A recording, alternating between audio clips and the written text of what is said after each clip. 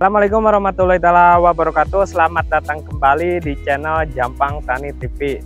Oke sahabat Jampang Tani, jadi hari ini itu adalah pengocoran yang kedua usia 2 minggu setelah tanam teman-teman, atau 14 hari ya.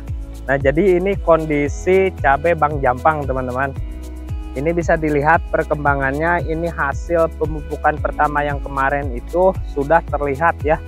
Bisa dilihat dari tunas airnya dan pucuknya ini sudah pada berkembang teman-teman. Nah sekarang nutrisinya sama, yaitu asam humat topsoil dimix dengan asam humat dimeter.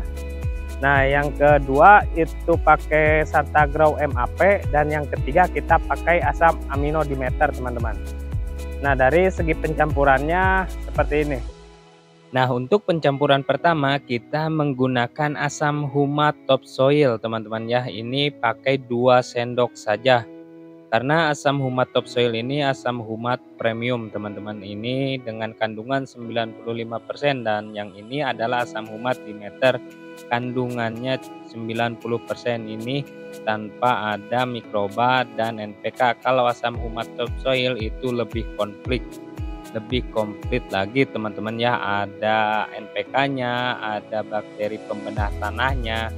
Nah terus pencampuran yang kedua saya menggunakan Santagrow MAP dengan kandungan nitrogen 12% dan fosfatnya itu 60% teman-teman. Ini cocok untuk di awal-awal vegetatif. Tujuannya ini untuk merangsang tunas dan akar teman-teman, supaya nanti cabai kita itu cepat ya berkembang dan mengeluarkan tunas-tunas airnya. Dosis Santagrow-nya di sini saya menggunakan 4 sendok per 20 liter tangki kocor teman-teman ya. Ini saya menambahkan 1 sendok daripada pemupukan yang sebelumnya. Nah untuk selanjutnya saya menggunakan asam amino dimeter teman-teman. Asam amino dimeter ini sama seperti Ambitien teman-teman ya. Kekentalannya ini sangat kental sekali, karena ini dari pembuatan dari ikan laut murni ya teman-teman. Nah biasanya saya melakukan pengocoran itu dari jam 6 pagi teman-teman ya. Ini saya pekerjakan 2 orang untuk ngocor, dan dosis per lubang tanaman ini kurang lebih 100 mili teman-teman ya. Ini lahan bekas cabai kaliber saya teman-teman, tanpa olah lahan, tanpa pupuk dasar. Bahkan teman-teman ini musanya kemarin tidak saya gulung dulu teman-teman ya, cuman saya pangkas dari bawah pakai golok teman-teman. Kemungkinan akarnya masih ada ini dari di sampingnya, dari lubang satu laginya ini. Nah untuk varietas yang saya tanam sekarang ini adalah cabai rawit hijau caplak teman-teman ya, dari Pelita 8F1.